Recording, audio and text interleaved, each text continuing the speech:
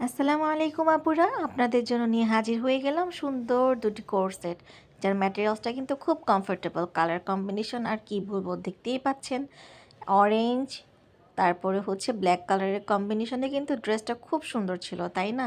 আর এটার ফুল আউটলুকটা কিন্তু খুবই গর্জিয়াস, দেখতেই পাচ্ছেন খুব স্মার্ট একটি লুক দিচ্ছে। এখন আমি নেক্সট কালারে চলে যাব। নেক্সট নেক্সট কোট সেটটার নাম দিয়েছি আমি রংধনু। রংধনু কোট সেটটি বলেন তো কার কেমন লেগেছে? আমার তো বেশ ভালো লেগেছে।